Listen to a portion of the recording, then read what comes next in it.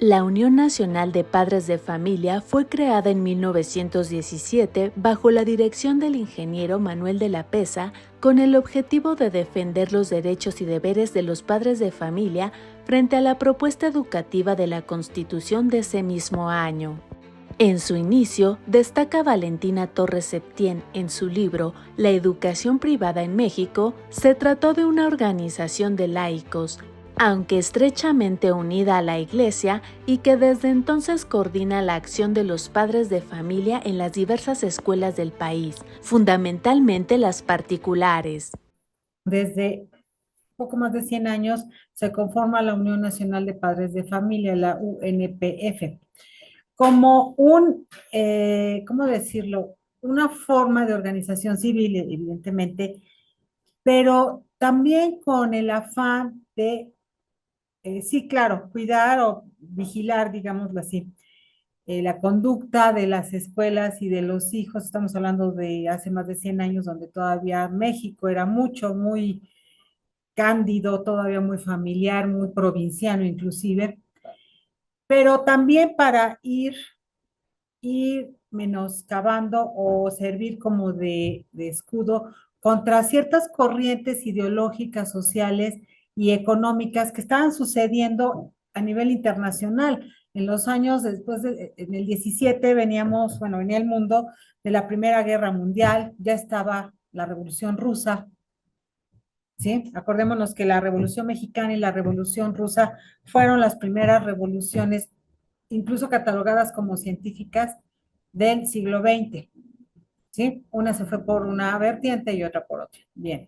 Entonces, también surge con ese afán la Unión Nacional de Padres de Familia. Y bueno, evidentemente, y es muy legítimo pensar que también como se lo dije hace un momento, vigilar cómo va el proceso educativo, cómo es el desempeño de sus hijos y de las escuelas, en ese ambiente que todavía era así como provinciano, muy conservador, muy miedoso, muy mocho, me atrevería a decir. Actualmente es la responsable de haber presentado un amparo contra los nuevos libros de texto correspondientes al ciclo escolar 2023-2024, bajo el argumento que se estaba incumpliendo la Ley General de Educación, la cual establece que antes de que se impriman los libros de texto gratuito, estos deben de ser sometidos a una consulta. Aunque la organización ha asegurado que se debe frenar la distribución de los textos, el gobierno federal ha negado esto. No obstante, se trata de un recurso al que de igual forma la Unión ya ha recurrido en el pasado. La pugna que mantiene actualmente la Unión Nacional de Padres de Familia contra los nuevos libros de texto gratuitos de la Secretaría de Educación Pública es de esta forma la reedición de un conflicto antaño que data desde hace más de un siglo y que perdura, con las demandas específicas de cada época a la fecha. La politóloga Mónica Uribe resume en ese sentido, en su artículo La ultraderecha en México, el conservadurismo moderno, los reclamos que ha hecho la Unión a lo largo del tiempo. En 1917 contra su derecho a educar a sus hijos según sus principios y convicciones. En los años 30 contra la educación socialista del gobierno del general Lázaro Cárdenas. En los 60 por los libros de texto gratuitos implementados con Adolfo López Mateos y en los 70 por la introducción de la educación sexual en los mismos.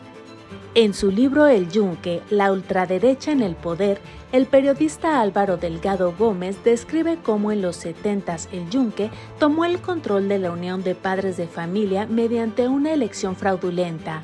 De hecho, todos los presidentes de la Unión, desde 1917 hasta 2009, han sido personajes con militancia en el PAN, en grupos confesionales o en organizaciones ultraderechistas como el Yunque.